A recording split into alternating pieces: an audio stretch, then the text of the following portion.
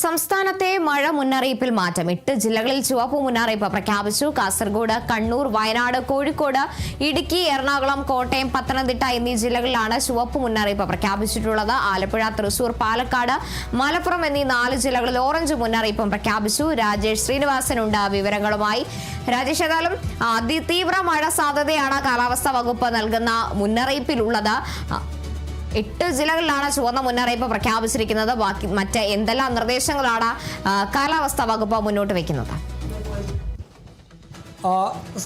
സംസ്ഥാനത്ത് അതിതീവ്ര മഴയ്ക്ക് സാധ്യത ഉണ്ടെന്നാണ് കേന്ദ്ര കാലാവസ്ഥാ വകുപ്പ് നൽകുന്ന മുന്നറിയിപ്പ്. 8 ജില്ലകളിൽ റെഡ് അലർട്ട് പ്രഖ്യാപിച്ചിട്ടുണ്ട്. കാസർഗോഡ്, കണ്ണൂർ, വയനാട്, കോഴിക്കോട്, ഇടുക്കി, എറണാകുളം, കോട്ടയം, പത്തനംതിട്ട എന്നീ ജില്ലകളിലാണ് യെല്ലോ അലർട്ട് പ്രഖ്യാപിച്ചിട്ടുള്ളത്. ആലപ്പുഴ, തൃശൂർ, പാലക്കാട്, മലപ്പുറം എന്നീ 4 ജില്ലകളിൽ ഓറഞ്ച് മുന്നറിയിപ്പും പ്രഖ്യാപിച്ചിട്ടുണ്ട്. തിരുവനന്തപുരം, കൊല്ലം ജില്ലകളിലാണ് മഞ്ഞ മുന്നറിയിപ്പ് പ്രഖ്യാപിച്ചിട്ടുള്ളത്. മഴയോടൊപ്പം മണിക്കൂറിൽ 40 കിലോമീറ്റർ വരെ വേഗത്തിൽ ശക്തമായ കാറ്റിന് സാധ്യത ഉണ്ടെന്നും കേന്ദ്ര കാലാവസ്ഥാ വകുപ്പ് മുന്നറിയിപ്പ് നൽകുന്നുണ്ട്.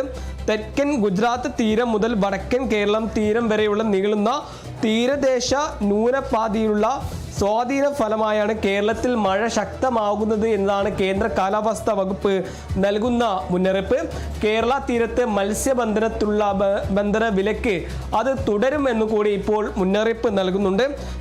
കാലാവസ്ഥ മോശമായതിനാൽ കേരള തീരത്തുള്ള മത്സ്യബന്ധന വിലക്ക് ഇന്നുകൂടി തുടരുമെന്നതാണ് മുന്നറിയിപ്പ് നൽകിയിരിക്കുന്നത്. സംസ്ഥാനത്ത് ഒരു ഇടവേളയ്ക്ക് ശേഷം വീണ്ടും മഴ ശക്തമാകുന്ന മുന്നറിയിപ്പാണ് കേന്ദ്ര കാലാവസ്ഥാ വകുപ്പ് നൽകിയിട്ടുള്ളത്. 8 ജില്ലകളിലാണ് യെല്ലോ അലർട്ട് പ്രഖ്യാപിച്ചിട്ടുള്ളത്.